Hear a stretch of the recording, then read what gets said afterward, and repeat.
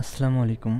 আপনারা হয়তো অনেকেই ভাবছেন যে আপনারা আপনাদের ইউটিউব চ্যানেলের নাম চেঞ্জ করবেন, কিন্তু কিভাবে? আর কথা নয়, চলুন গাইস শুরু করা যাক। তার জন্য আমরা কি করব, সরাসরি আমরা চলে যাব ব্রাউজার থেকে ইউটিউব স্টুডিওতে। ইউটিউব স্টুডিওতে আসার পর এখান থেকে আপনারা এখানে দেখতে পাচ্ছেন কাস্টমাইজেশন। আমরা এখন কাস্টমাইজেশন অপশনে ট্যাপ করব। কাস্টমাইজেশন অপশনে ট্যাপ করার পর আপনারা একটু নিচে আসলে দেখতে পাচ্ছেন এখান থেকে নেম। এইটা মূলত আমাদের চ্যানেলের নাম। আমরা মনে করেন আমাদের একটা চ্যানেলের নাম দিয়ে নিলাম।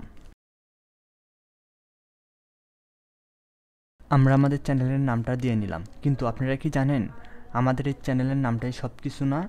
আমাদের এই নামে যদি সার্চ দেয় তাহলে আমাদের সে কখনোই পাবে না, আমাদের অডিয়েন্সরা।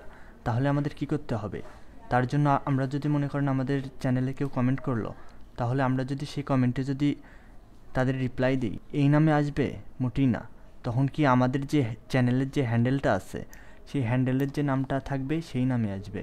এই দেখুন আমাদের চ্যানেলের হ্যান্ডেলটা মফিজ মিয়া i3x এইটা, কিন্তু আমাদের হ্যান্ডেলটা কি করতে হবে? মূলত সিয়াম মিয়া এসইও এক্সপার্ট এই নামটা দিতে হবে।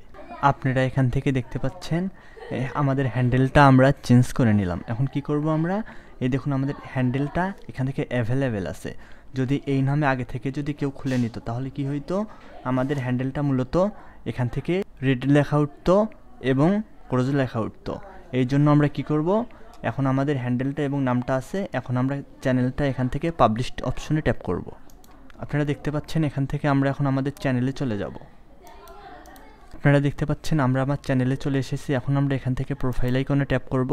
প্রোফাইল আইকনে ট্যাপ করার পর এখান থেকে আপনারা দেখতে পাচ্ছেন আমাদের চ্যানেলের নাম এবং আমাদের চ্যানেলের হ্যান্ডেলটা চেঞ্জ হয়ে গেছে।